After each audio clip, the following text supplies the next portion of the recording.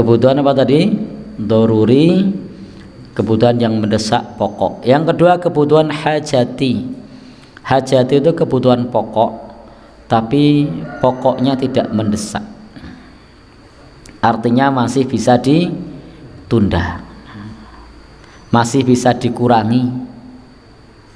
Baik Bapak Ibu, dalam masalah ini kalau mau hutang dipertimbangkan. Jadi kalau mau hutang dipertimbangkan, karena ini sifatnya tidak mendesak. Jadi kebutuhan pokok tapi sifatnya tidak mendesak. Contohnya apa ini? Baik. Artinya dalam hal-hal yang semacam itu bisa direncanakan, bisa ditunda, bisa disesuaikan dengan budgetnya. Karena kadang kita tidak mengukur kemampuan.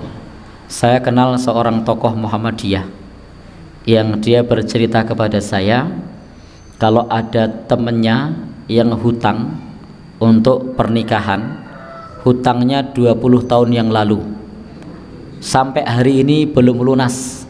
Anaknya sudah lulus SMA, ngutang sama dia. Jadi ini yang cerita ini yang diutangi, yang diceritani diutangi untuk acara sehari, tapi ternyata 20 tahun belum lunas, belum selesai. Pripun? Ya, jadi ngangsurnya itu rampung. Nah, baik. Artinya ini tidak sesuai dengan kemampuan. Kalau menikah bisa dengan biaya murah, kenapa harus dengan biaya mahal? Baik Bapak Ibu yang berbahagia, yang dirahmati Allah Subhanahu wa taala, saya dulu waktu menikah biayanya sangat murah. Jangankan dekorasi, undangan pun saya tidak pakai. Kenapa? Saya berpikir yang penting fungsinya. Kalau bisa di SMS, kenapa harus pakai undangan yang mahal? Kalau di telepon saja datang, kenapa harus pakai undangan yang mahal? Dan saya waktu itu tidak ngundangi, tapi saya hanya SMS beberapa teman. Ternyata yang datang banyak banget. Baik, padahal tidak pakai undangan. Dan saya lihat undangan ini nyun sewu harganya mahal, hanya dipegang sekali, setelah itu dibuang. Dan saat saya menikah itu saya kerja di percetakan yang tiap hari bikin undangan.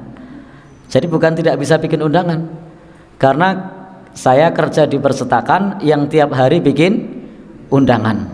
Tapi saya menikah tidak bikin undangan. Kenapa? Karena saya tahu betul ini harga undangan. Ada yang waktu itu harganya 12.000, 20.000, 8.000, 7.000. Begitu sampai tujuan itu cuma dibaca terus ditaruh, nah, baru dibuang. Baik, sehingga saya berpikir, lah ini kalau orang yang mampu berada tidak apa-apa, tapi bagi saya yang wis omahe desa, wong desa kok aneh-aneh,